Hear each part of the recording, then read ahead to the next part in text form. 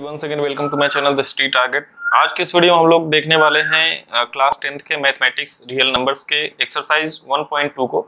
यहाँ पे हम लोग कवर करेंगे प्राइम फैक्टर्स क्या होते हैं, प्राइम नंबर्स क्या होते हैं, कंपोजिट नंबर्स क्या होते हैं, प्राइम फैक्टर्स से हम लोग एलसीएम कैसे निकालते हैं, एचसीएफ कैसे निकालते हैं, फार्मूला क्या होता है दो नंबर्स का अगर हम लोग एलसीएम निकाल लेते हैं या एचसीएफ निकाल लेते हैं तो उन दो नंबर्स का उसके साथ क्या रिलेशन होता है, सब कुछ यहाँ पे हम लोग इस एक्सरसाइज में समझने वाले हैं। तो पहले हम लोग कॉन्सेप्ट को देखेंगे, उसके बाद हम लोग इस एक्सरसाइज को पूरी तरह से सॉल्व करेंगे।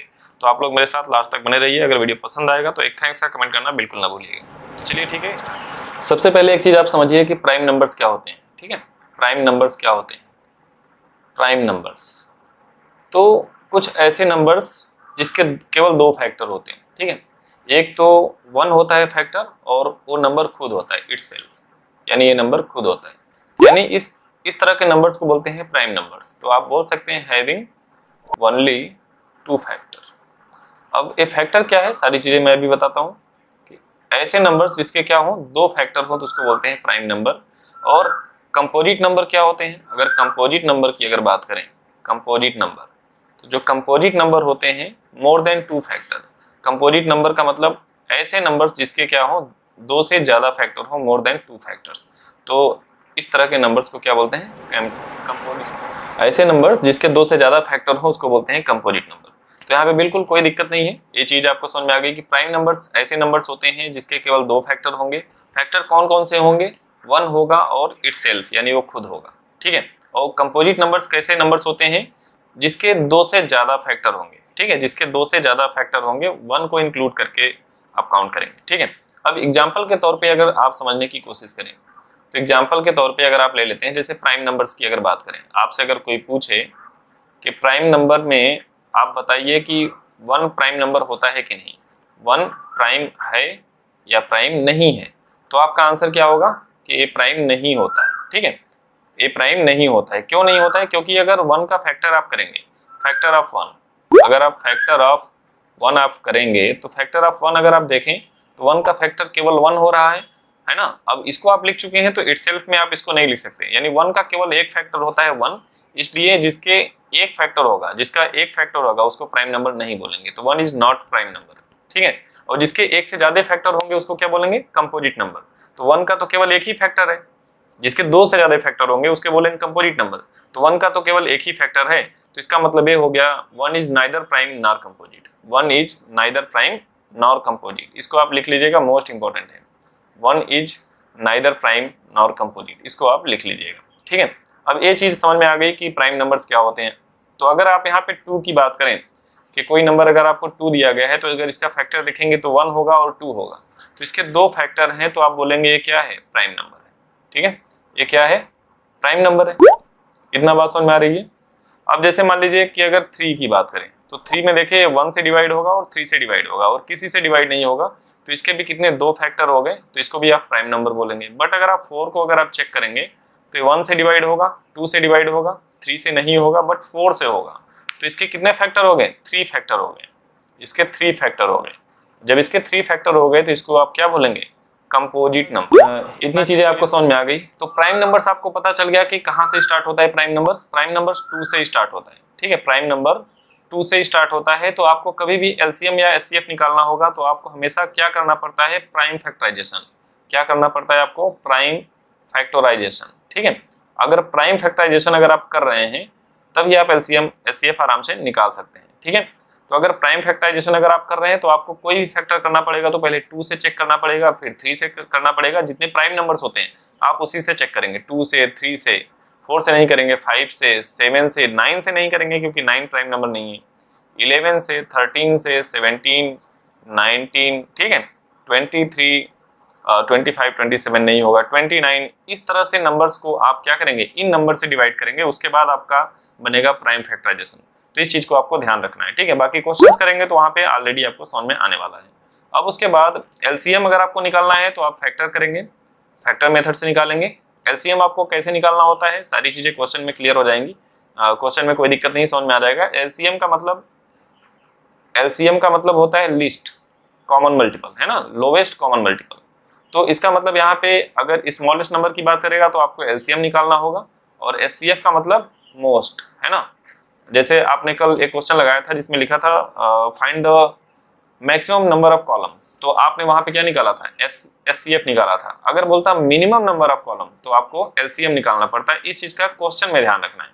अब उसके बाद एलसीएम में आपको क्या करना होता है, पहले प्राइम फैक्टर करेंगे, है ना, पहले हम लोग क्या करेंगे, प्राइम फैक्टर करेंगे, उसके बाद ही एलसीएम या एचसीएफ निकालते हैं। तो जैसे मैं एक क्वेश्चन ले लेता हूँ, मान लीजिए 2, 8 और 16 को ले लिया, तो सबसे पहले इनका हम लोग करते हैं प्राइम फैक्टर।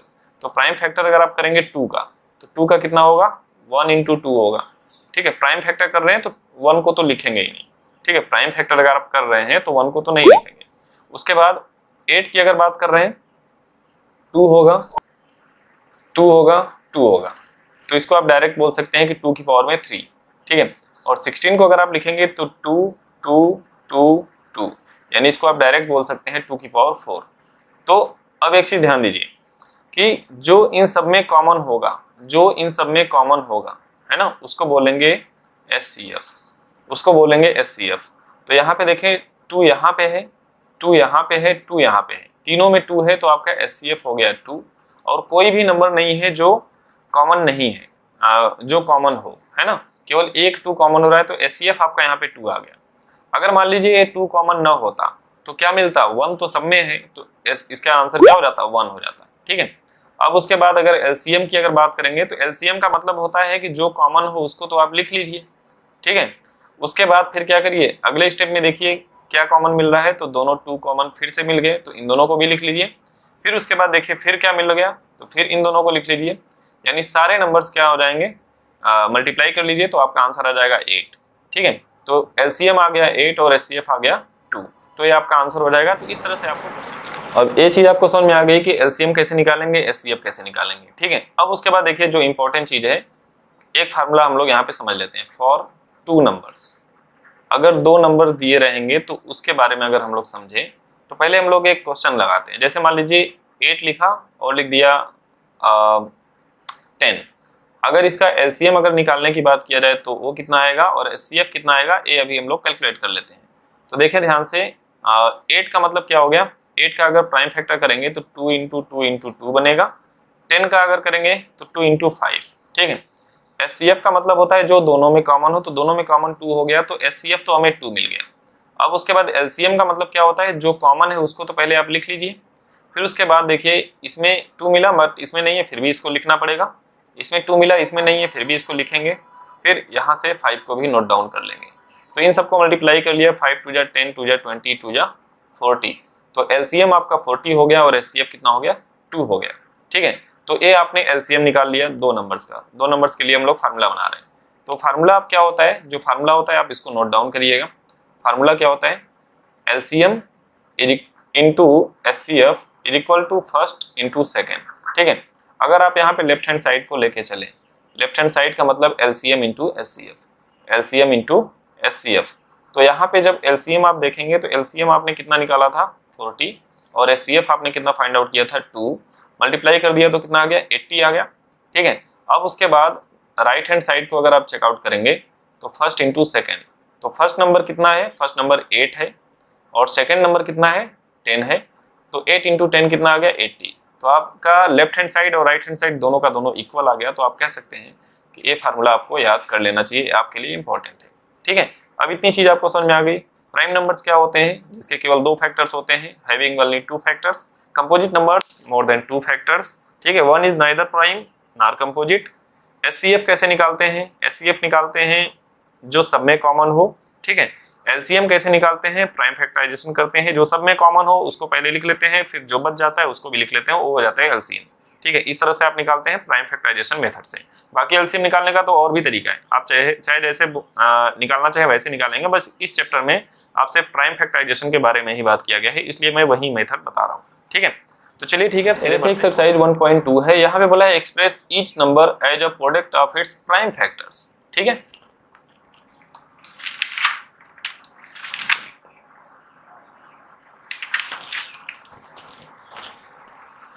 तो यहाँ पे देखिए बोला है प्राइम फैक्टर्स। प्राइम फैक्टर्स का मतलब इसमें 1 को इंक्लूड नहीं करेंगे, ठीक है, 2 से स्टार्ट करेंगे, इतना चीज क्लियर है।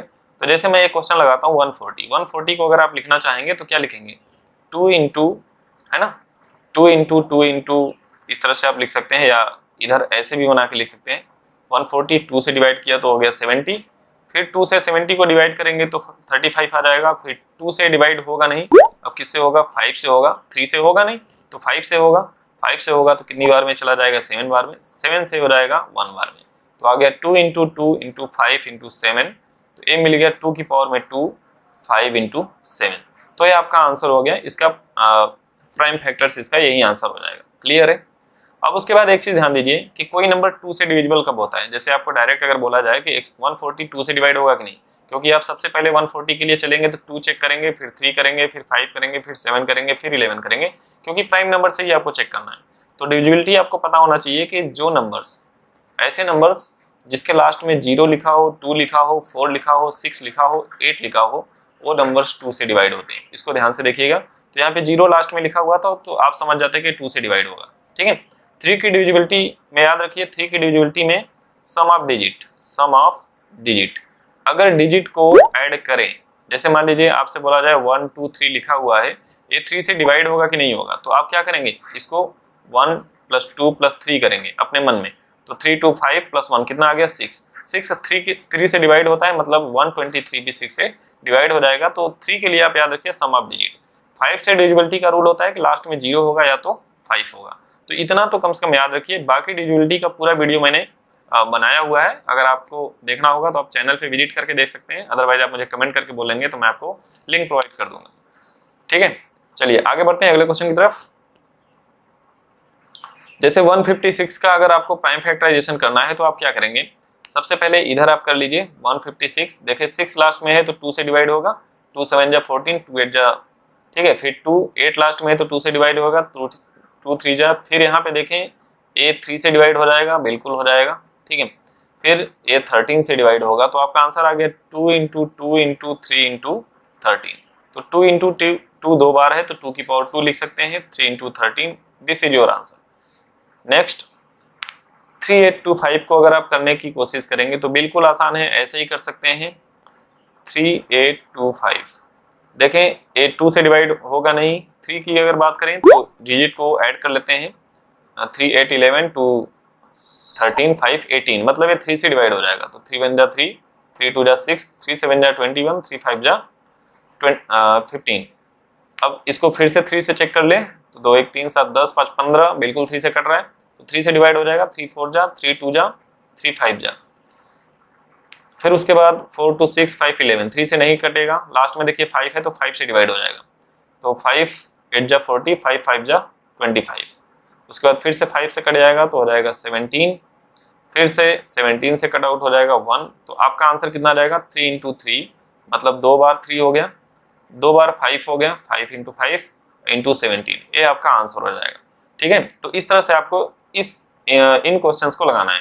तो आपको क्या करना है? क्वेश्चन नंबर 4 और क्वेश्चन नंबर 5 को सॉल्व करके आपको कमेंट बॉक्स। यहाँ देखें, इस क्वेश्चन में कह रहा है find the LCM and HCF of the following pair of integers and verify that LCM into HCF equal to product of 2 numbers. जो मैंने फार्मूला बताया था इसको वेरीफाई भी करना है, बट सबसे पहले आपको एलसीएम निकालना है, फिर एचसीएफ निकालना है। तो मैं पहला क्वेश्चन कर लेता हूँ। तो देखिए 26 और 91 की अगर बात करें, अब इसने यहाँ पे देखिए कुछ भी नहीं बोला है कि आप चाहे जैसे वैसे निकाल सकते हैं, कोई दिक्कत नहीं है। तो मैं चलिए प्राइम फैक्टर से ही निकालता हूँ। 26 का अगर फैक्टर करेंगे तो 2 इंटू 13 होगा, ठीक है। और 91 का अगर फैक्टर करेंगे तो 1391 यानी 7 इंटू 13 होगा, ठीक है। तो ये आप प्राइम फैक्टर आप कर लेंगे, जैसे मैंने अभी बताया था करने के लिए डिवाइड करके करते हैं, ठीक है। अब उसके बाद देखिए अगर एलसीएम की अगर बात करेंगे तो एलसीएम कितना होगा? एलसीएम का मतलब होता है जो कॉमन हो उसको लिख लीजिए, ठीक है। और एचसीएफ में तो जो कॉमन हो वही आंसर होता है। तो एचसीएफ तो 13 आ गया, बट यहाँ पे जो बच गया एलसीएम में उसको भी लिखना है। तो 2 बच गया आपका और 7 भी बच गया, तो 7 को भी लिख लीजिए। तो आप इसको मल्टीप्लाई कर लीजिए तो आंसर आ जाएगा। तो ये हो गया 26 इंटू 7, इसको जब आपने सॉल्व किया तो ये आ गया 7 6 42 का 2, करिए आ गया 4 7 9 14 4 18 182। और एचसीएफ कितना आ गया? 13 आ गया। अब उसके बाद बोला है कि आपका जब आंसर आ जाता है तो आपको इसको वेरीफाई भी करना है। तो आपको लिखना क्या रहेगा? लेफ्ट हैंड साइड आप लिखेंगे, लेफ्ट हैंड साइड।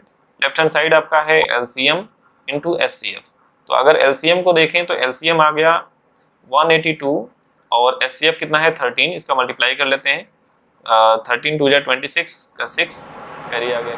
फिर 13 8 जा 104 यानी 2 ऐड करेंगे 106 का 6 कैरी कितना आ जाएगा 10 यानी आ जाएगा ये आपका मल्टीप्लाई करने पे आ जाएगा। ये हो गया लेफ्ट हैंड साइड। ठीक है, अब आप क्या करेंगे, अब आप राइट हैंड साइड को निकालेंगे।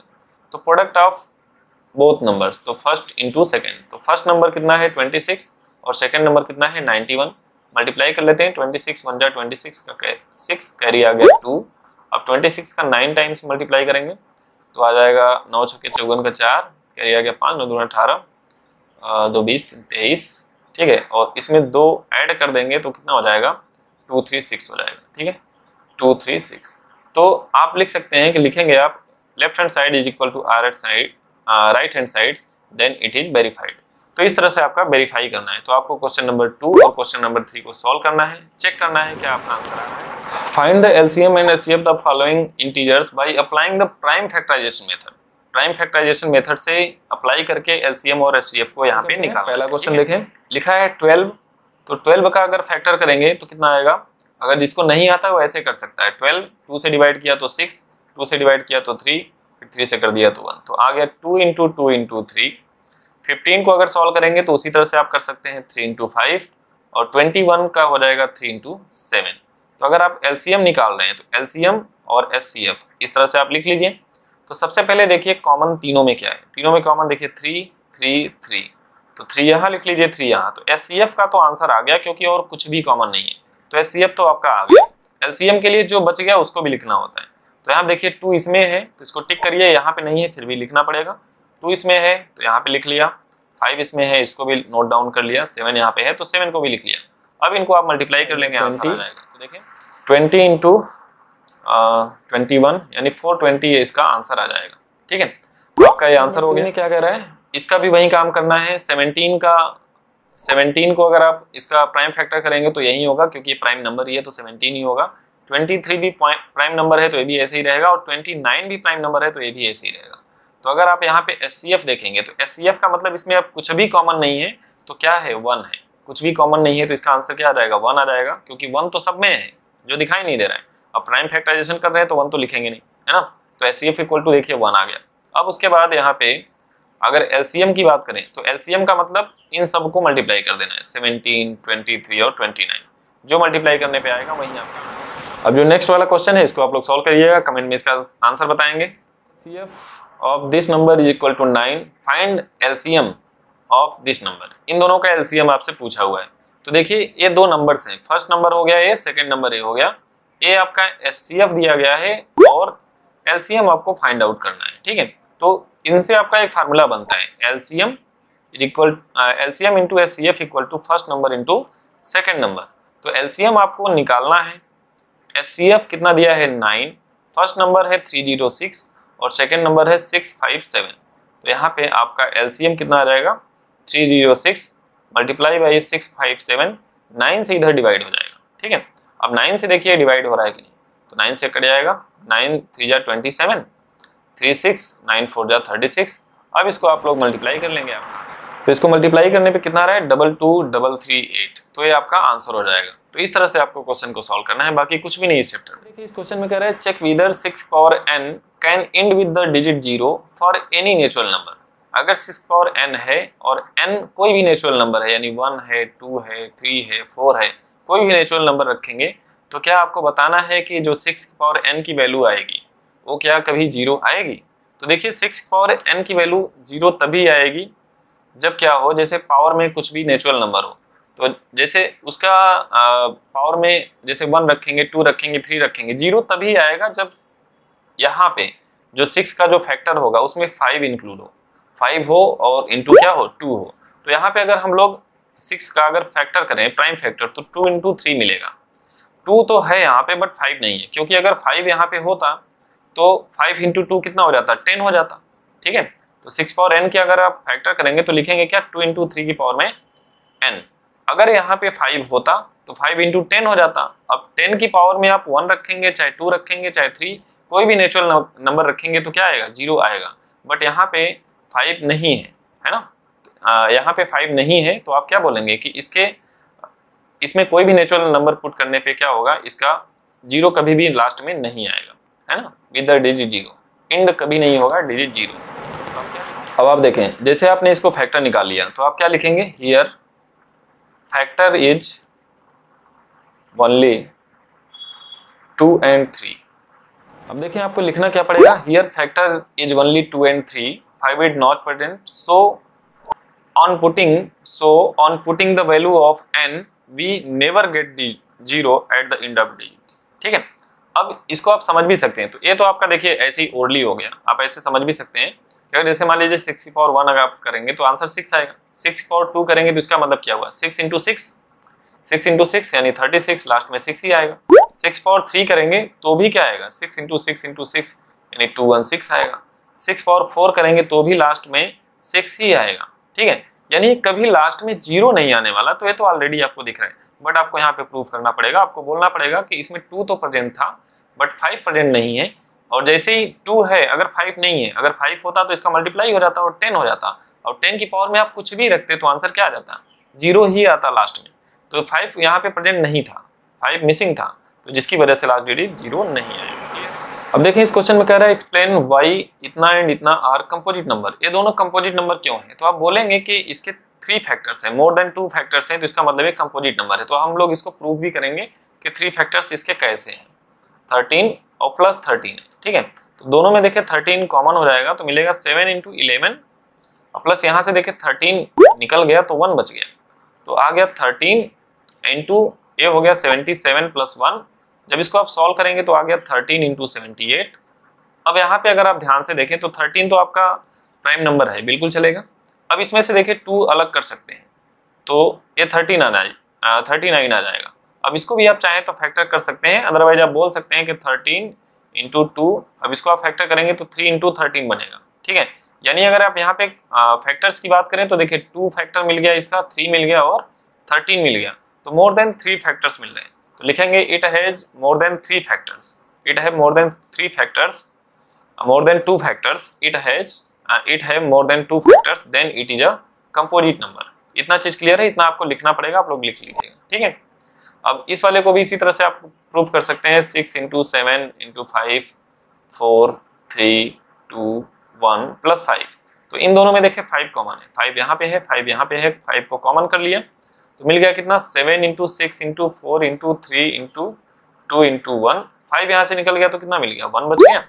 अब 5 इंटू, अब इसको आपको सॉल्व करना पड़ेगा, तो देखिए कैसे मल्टीप्लाई करना पड़ेगा इसको। तो 7 छक 42, 4 3 12 दूना 24, मल्टीप्लाई कर लेते हैं। तो देखिए 7 छक 42 इधर से आ गया, और ये कितना हो गया, 4 3 12 दूना 24, मल्टीप्लाई कर लेते हैं। 24 दूना 48 का 8, कैरी आ गया 4, 96 इंटू 4, 96 इंटू 4 कितना हो जाएगा 100। तो 1008 प्लस 1, तो इसको जब आपने सॉल्व किया तो आ गया 5 इंटू 1009। ठीक है, अब 5 तो देखिए पहले सही है, 1009 को अगर आप ध्यान से देखें, है ना, तो अगर मान लीजिए 9 1 10 है, पता नहीं किस टेबल में आएगा नहीं पता, बट अगर मान लीजिए ये तो फैक्टर होगा ना, और 1 भी तो होगा इसके साथ। ठीक है, तो अब इसके मोर देन 2 फैक्टर्स आ गए, मोर देन 2 फैक्टर्स आ गए, तो इसका मतलब क्या हो जाएगा, कंपोजिट नंबर हो जाएगा। अब यहाँ पे आप ये मत कहिएगा कि नहीं सर 1 नहीं होगा। ठीक है, क्या प्राइम नंबर अगर 2 का अगर हम लोग फैक्टर करते हैं, प्राइम नंबर्स के लिए अगर 2 को देखते हैं तो इसका फैक्टर हम लोग लिखते हैं ना, 1 होगा 2 होगा, तो इसके 2 फैक्टर होते हैं, इसलिए ये प्राइम नंबर होता है। ठीक है, तो यहाँ पे अगर मान लीजिए 109 का हमें नहीं पता है किससे डिवाइड होगा किससे नहीं होगा, तो इसको एक फैक्टर मान लेते हैं, और 5 इसका है, और यहाँ पे क्या हो गया 1 भी इसका फैक्टर है, तो मोर देन 3 फैक्टर्स हो गया, तो so it is a. Next देखिए अगले क्वेश्चन में कह रहा है कि there is a circular path around a sport field, Sania takes 18 minute to drive 1 round of the field while Ravi takes 12 minute for the same. अब क्या हुआ कि कोई सर्कुलर पाथ है ना, कोई सर्कुलर पाथ है। अब सानिया क्या करती है, यहाँ से मान लीजिए चलना स्टार्ट करती है, takes 18 minute to drive 1 round, एक चक्कर पूरा चलने में सानिया को लगता है, सोनिया को लगता है 1 राउंड कंप्लीट करने में 18 मिनट। ठीक है, ये क्वेश्चन कह रहा है while Ravi takes 12 minute for the same. अब रवि को, अब जब रवि यहीं से दौड़ना स्टार्ट करता है, यहाँ से कौन दौड़ना स्टार्ट करता है, रवि दौड़ना स्टार्ट करता है, तो उसको लगता है केवल 12 मिनट। ठीक है, तो अब क्या कह रहा है कि suppose they both start at the same point, मान लीजिए कि दोनों एक ही जगह से स्टार्ट करते हैं, and go in the same direction, दोनों के दोनों सेम डायरेक्शन में, इसी डायरेक्शन में चल रहे हैं। After how many minutes they will meet again at the starting point, कितने मिनट के बाद ये दोनों एक दूसरे के साथ मिलेंगे, है ना। तो यहाँ पे देखिए हाउ मेनी मिनट्स यहाँ पे बोला हुआ है, तो मैक्सिमम यहाँ पे नहीं बोलेगा, मिनिमम बोलेगा, मैक्सिमम नहीं बोलेगा यहाँ पे। इसका मतलब क्या हुआ कि मिनिमम ये कितने मिनट बाद आपसे मिलेंगे, ये कहना चाह रहा है कि कम से कम ये कितने मिनट बाद एक दूसरे के साथ मिलेंगे। तो अगर आप ऐसे भी समझने की कोशिश करें तो जैसे मान लीजिए कि ये एक चक्कर अगर इसने चला तो 18 मीटर चला, ठीक है, 18 मिनट में इसने कंप्लीट किया एक पूरा चक्कर, और इसने 12 मिनट में कंप्लीट कर दिया एक पूरा चक्कर, ठीक है। तो अब इन दोनों का आप सीधे सीधे मिनिमम से यहाँ से देखिए सीधा सा लॉजिक समझ में आ रहा है कि मिनिमम का मतलब हो गया कि इसमें क्या करिए, एलसीएम निकाल दीजिए। तो एलसीएम जैसे ही आप इसका निकालेंगे आपका आंसर आ जाएगा। तो एलसीएम ऑफ 18 एंड 12 जैसे ही आप निकालेंगे तो एलसीएम इसका कितना आ जाएगा। तो 18 का अगर फैक्टर आप देखें तो कितना मिल रहा है, 2 इंटू 3 इंटू 3, और 12 का कितना मिल रहा है, 3 इंटू 2 इंटू 2, ठीक है। तो 3 कॉमन हो गया, 2 कॉमन हो गया, तो आ गया कितना 3 इंटू 2 यानी 6, और 6 यानी 36। तो आपका आंसर आ गया 36 मिनट, ठीक है। तो आपका आंसर ये हो गया 36 मिनट बाद ये दोनों एक दूसरे के साथ मिल जाएंगे। तो आप एक चीज समझिए कि 18 मिनट एक बार चक्कर इसने चला, सोनिया ने चला, तो 18 मिनट में फिर से यहाँ पहुंच गई, फिर से अगले 18 मिनट में फिर से यहाँ पहुंच जाएगी। मतलब ये समझ गए कि 36 मिनट में सोनिया यहीं पे पहुंचेगी, ठीक है। अब उसके बाद अगर रवि के लिए चेक करिए तो एक चक्कर चला इसने 12 मिनट में, तो पहला चक्कर चला तो यहाँ तक आ गया 12 मिनट लगा, फिर अगला 12 मिनट चला तो फिर यहाँ पहुंच गया 24, फिर अगला 12 चला तो कितना चल गया 36। तो 36 मिनट बाद दोनों के दोनों सेम पॉइंट पे होंगे। आप आंसर को भी वेरीफाई कर सकते हैं। आई होप ये आपको समझ में आ गया होगा। अगर समझ में आ रहा है तो एक थैंक्स का कमेंट। इस तरह से मैंने आपको एक्सरसाइज 1.2 को पूरी तरह से कवर करा दिया है। फिर भी अगर इसमें अगर आपको कोई भी दिक्कत हो, कोई भी क्वेरी हो, तो आप मुझसे कमेंट करके पूछ सकते हैं। उसके बाद जो इसके बाद वाला चैप्टर है जो एग्जाम में सबसे ज़्यादा पूछा जाता है और सबसे ज़्यादा दिक्कत करता है बच्चों को, तो उस चैप्टर का वीडियो कल अपलोड हो जाएगा। तो आप लोग मेरे चैनल पे बने रहने के लिए चैनल को सब्सक्राइब कर लीजिए। तो चलिए ठीक है, वीडियो को यहीं पे समाप्त करते हैं। Okay, thanks for watching.